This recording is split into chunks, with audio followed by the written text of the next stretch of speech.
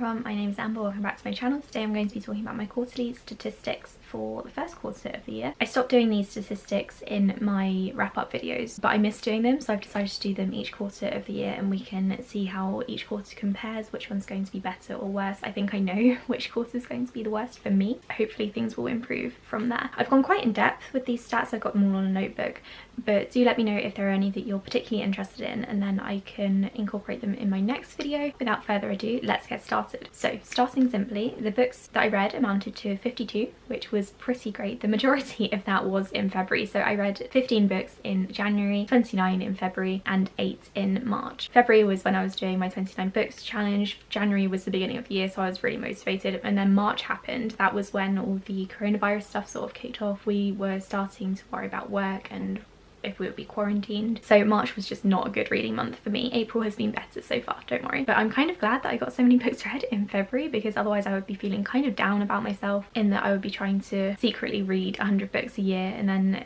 if I hadn't read as many in February I would be kind of disappointed in myself, but luckily I did. So in total I read 14,000 pages, which I guess is good. I can't really remember what my average last year was. The average length of the books that I read was 270 pages, and that is because I read a lot of graphic novels. In terms of my ratings, I had a mostly mediocre time with a lot of these books, so my average rating was 3.09 because I had one star, I'm rounding these down by the way from half stars, one 1-star book, 14 2-star books, 21 3-star books, which is normally my average rating, 15 4-star books, which is really good, and one 5-star book, but that was a reread, so it's not as though I found a new favourite this quarter, which is really disappointing. I've read books from quite a few different genres, which I'm really happy with. My top genre has been sci-fi, which I'm curious as to how that happened, but I think it's probably the graphic novels that I was reading because I read 5 saga volumes in February, so maybe it's because of that. I've also read 8 contemporary books, 7 thrillers, 6 non-fiction books and 5 horrors. I'm surprised that non-fiction has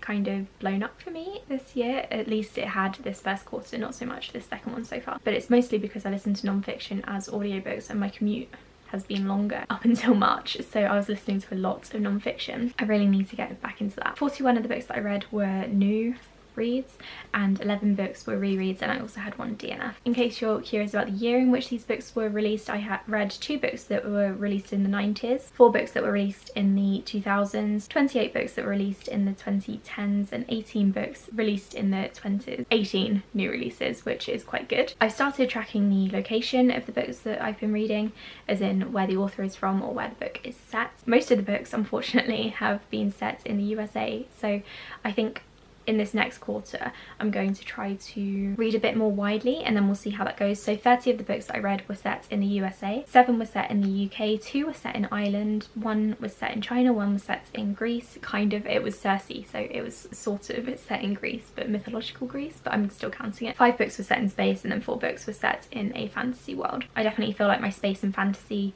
settings will be going up because I'm reading a lot of fantasy and sci-fi in the next couple of months, but I do really want to read more widely from other countries on Earth, so hopefully USA will go down a little bit. At least the ratio should be a bit more balanced, I hope. For author gender, I read 21 books by male authors, 28 by female authors, 1 was a mix of both, and then I've read 2 books by non-binary authors. I'm really pleased that I've read more female authors than male. I wasn't expecting it to be that balanced. It never normally is, so I don't really know how I managed it. I think, again, it's the graphic novels because most of the graphic novels I read were by Brian K. Vaughan, so I don't expect this to be a trend and to carry over into the next quarter. I'm quite pleased that I discovered some non-binary authors as well this past quarter. I hope I can carry on with that in the next one. I'm always really interested to see what my publisher split is, and this time, as you can see, I've read 10 books from HarperCollins and 8 from Penguin Random House, and then the others are kind of more bitty. HarperCollins is usually my, or nearly my highest one, because I'm auto-approved on Edelweiss for them, so I read a lot of their books. In terms of author or character representation, I read 16 books that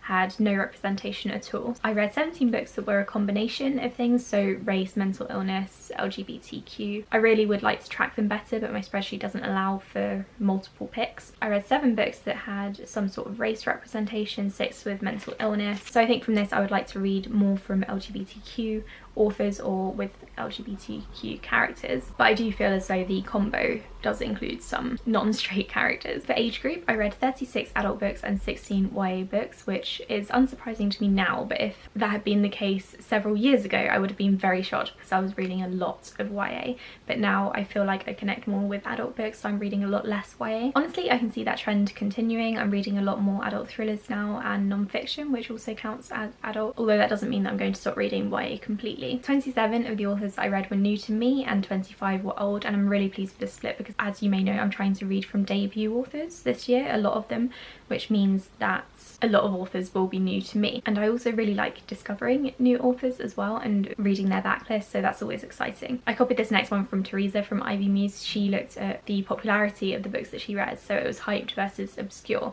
and I've completely lifted it from that video, so I will leave a link to that below. So this is kind of subjective. I went through the list of books that I had read and then decided whether I thought they were hyped or obscure, or if they were ones that everyone had heard of. So I think I read 44 hyped books and 8 obscure books, so I would kind of like to get that ratio up a bit. I do have a few more obscure books on my shelf, so I think this should be doable. So now I'm going to talk about my favourites, my disappointments and my surprises. My first favourite is obviously The City of Brass. It's the only book I gave 5 stars to this quarter, and it was a reread, but I adore that book. It's honestly incredible. The world building is fantastic. I've spoken about it in almost every single video, so I'm not going to talk about it in too much detail here, but just know that it's amazing. I'm going to be rereading The Kingdom of Copper and reading The Empire of Gold this month, so that will be in my quarter 2 statistics wrap up, and I'm expecting them to be my 5-star reads because honestly it's an incredible series. Everyone should read it. I also loved Normal People by Sally Rooney. I did a full review on this one. I will leave a link up above. I gave this one 4 stars just because it was so short, but honestly it was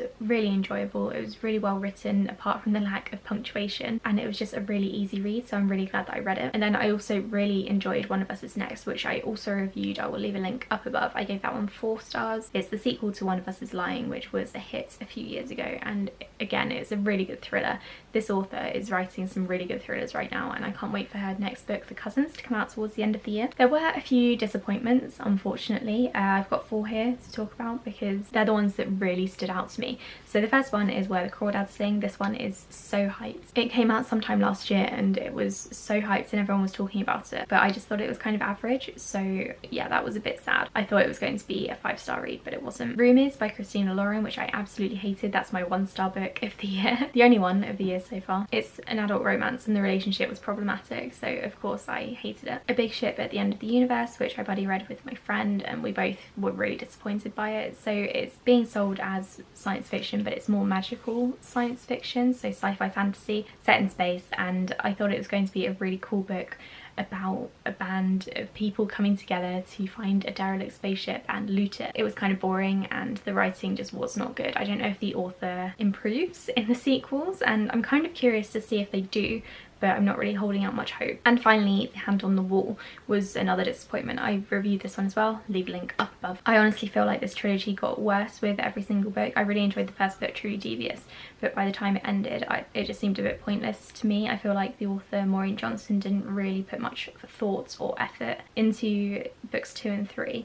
And I do feel like books 2 and 3 could have been combined into one because nothing really happened, and then the relationship was very problematic. It was borderline abusive, and I talk about this more in my review video, so again, check out the link. And then I also have 2 surprises because there were some books that I wasn't expecting to love, or I wasn't expecting to enjoy as much as I did. And the first one is The Drowning Deep. I read this one with a friend and we both ended up really enjoying it.